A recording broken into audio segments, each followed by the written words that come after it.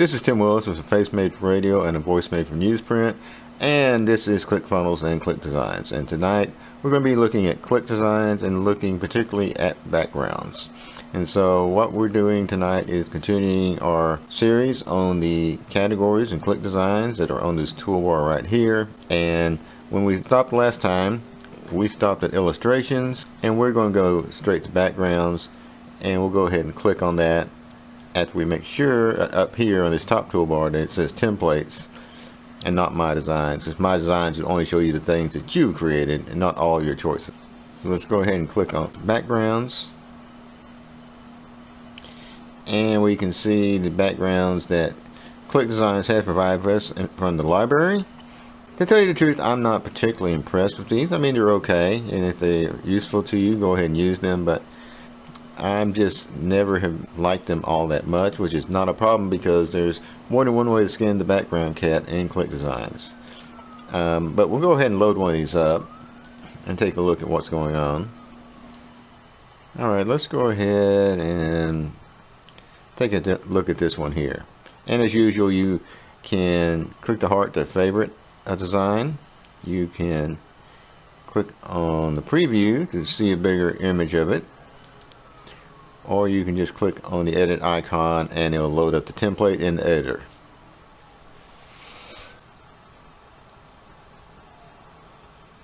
And so let's go ahead and draw down our cabinets a little bit so we can see everything. This one's kind of a long one. Let's see, this is 1920 by 2000. And they come in different sizes, these preset templates. And essentially what we have here is an image, or to speak properly, this is a flat image. And so none of these elements are clickable individually, and so it's an all or nothing proposition. We do have a few controls we can use here. We of course have an opacity control, and then we can use our image filters. I find the most useful one is generally the invert, and so that will reverse the colors. We can also hit sepia, and then it turns it purple. If we hit invert, it turns it green. Or we can go to sepia 2, and we'll give it sort of a greenish color, and then we'll give us more of a darkish purple color there. And that's really about all you can do. Of course, you have your blur and noise controls. You can add distortion to it. That's really about all you can do with those preset images. Now the thing is, you can actually use any image that you download into ClickDesigns, and so if you go to your images, you can click to browse and get a image that you have stored on your computer, as well as you hit search. You can search for any image in the ClickDesigns library, and these images are being pulled through either Pixabay, Pexels, or Unsplash. So you can do an individual search on each one of those. For example, if you want to go to Unsplash, you saw it kind of rebooted itself there, and then we can search for Unsplash. Let's go ahead and do dogs. Okay, you see we have pictures of dogs here, but if we go to say Pexels, then type in dogs,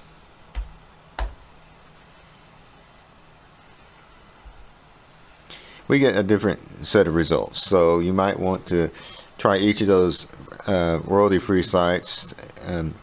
If you're not finding something you like on one, maybe try another one, and they'll give you some different choices. I'm sure a lot of the pictures are the same too, because a lot of the professional photographers do post on each of those sites, but it tends to give you a different result, at least at the top. Let's put it back on Pixabay, and that is about it. Now we delete this, go to our images, and let's go to dogs. Now let's go to background instead. And we got some backgrounds here that we could use, and let's go ahead with this one. And our first problem is that we have the cabinets from the old one. Let's go ahead and, but what we could do is we could make that fit, stretch it out, cover it up, and that can work. But if we're going to be working with our pictures, there's actually a better way of going about that. You see, I'm going to have to stretch this out quite a bit doing it this way. Which, if you want a stretch effect, may work. But you're going to get some distortion. So something like this might be okay, but other things are not. So let's go ahead and get out of here. And we are going to approach this a totally different way. So we're back in our backgrounds here. Or are we? Let me make sure I'm not lying about that. No, we're not. We're in My Designs. Let's go back to Templates. You have no idea how many times I've done that to myself. Okay, and then let's go back to our backgrounds. And then this time we're going to click on Start from Scratch. Make sure we're set to backgrounds. Click on Continue. I'm going to go ahead and make this 1920 by 1080, which is the recommended pixel size for backgrounds. And of course, you can make it any dimensions you want.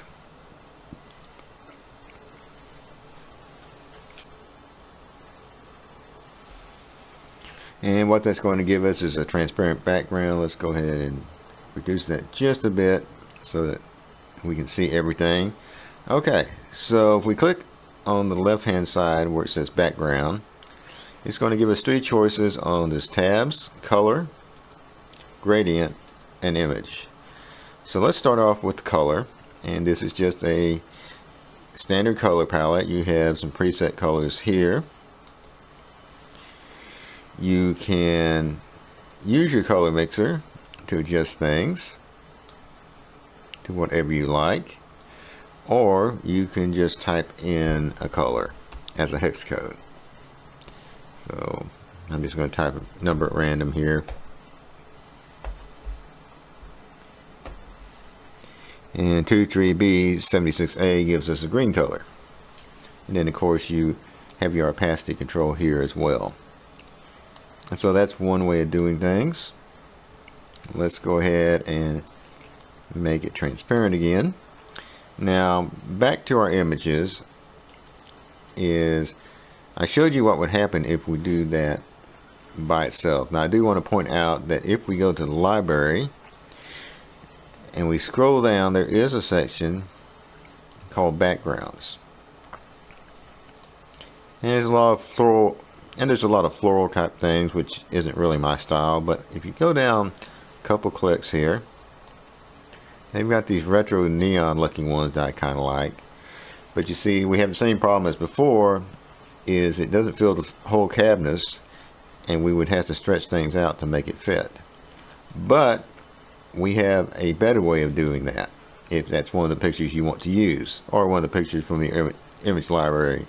We go back to backgrounds, and we click on our tab that says image, and then we'll go to the library again, and we'll pick out one of those background pictures with the neon look to it, and we'll pick out this one. Now when we click on the image, it covers the whole canvas. So that is, I think, the better way of going about that if you're going to use an image from the ClickDesigns library. And then of course, just note that there isn't a whole lot you can do with it after that point. You've got an opacity control, you can white it out, or you can delete it, and that's about your choices on that. So any kind of manipulation you want to do as far as filters or whatever like that, you need to do that before you get to uploading it through the background image setting. Let's go ahead and get rid of that, and let's go ahead and look at something else we can do. And let's just go to background again, and let's go back to our colors, and let's just pick out a blue color here. Now what you can do as well is you can have a background image, in this case a solid blue color, and you use these different sections in ClickDesigns like shapes, elements, or icons, and add elements to it. So for example, we could go to our curve here, add a curve, and these can be made bigger. You can flip them horizontally, flip them vertically, do whatever you want, move them around, and then you can also change the color. So let's make that, let's move it down this way. Alright, let's go with that blue color. And then so you can adjust the color and put element in there like that. Let's see what else we have in shapes. You got these doodles. So we can take something like this here. Same thing, maybe put it over there, make it bigger, and so forth. So basically you could work with any of these individual elements in ClickDesigns library and get all funky with it. Now as well, under elements we do have a background section as well. So let's go back and background, make our cabinets transparent, and go to elements, scroll down a little bit to backgrounds.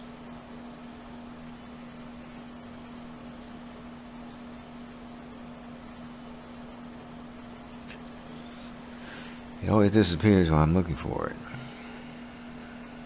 Okay, it's up here. Okay, it's up at the top. They didn't do it alphabetically. They did it, I guess, by popularity. I guess. Anyway, you load it up. And basically, these are some more backgrounds you can use. Some of these I do like better than the ones we see on the front panel. So we can take this one here and do it like that. Of course, we have the same problem as before in that we're going to have to make it stretch to fit. But that is another option you have. And so if we were to choose this one, we would have to do it something like that. But that's another option you have. Of course, remember in the background we can't really directly import from the element section. We just do that from the images. But we have one more trick up our sleeve here. This middle tab is called gradient, and if you click on the tab, then you need to turn it on. Then it's going to give us a gradient, and we can see here that we have a selection of preset gradients here that we can choose from or use as a starting point to manipulate. We've got control for the type of gradient. We got two colors we can choose from. We got the color scale controls and the gradient angle controls. So for this one, we can sort of slide it around. Under linear gradient, it's sort of like a line. Under radial gradient, it's sort of like a circle that pulses in and out. This color here doesn't show it very well, but we'll show it better in a little bit. You also have your color scale buttons to adjust things.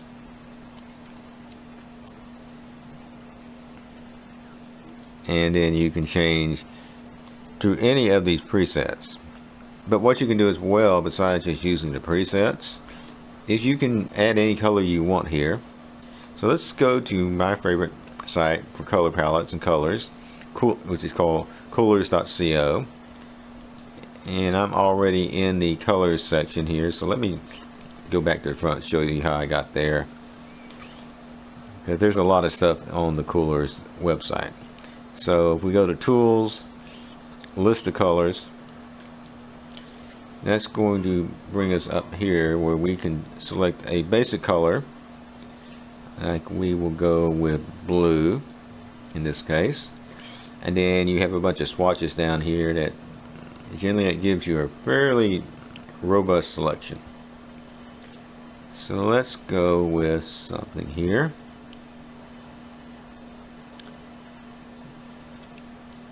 Let's go with plain old blue, and we will put that on slot 1. Now generally after you change the color, you need to hit this color slider to get it to take. And then let's go back to pick another color. Let's pick something that's radically different, even if it's ugly. Let's go with this Maya blue. I'm just trying to get something that has a fair amount of differentiation going on. Again, once we put it in, we need to hit our color scale slider to get it to take. And there you can see there's enough difference in these colors. You can see what's going on under linear gradient, how it kind of has that line. And if we use the gradient angle, that line sort of moves around. And then we can use our color scale to adjust that in different ways.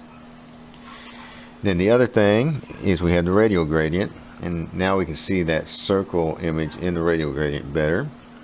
And so if you make it bigger, the circle gets bigger. If you move your percentage on the gradient radius smaller, it tends to get smaller and more compressed in the center.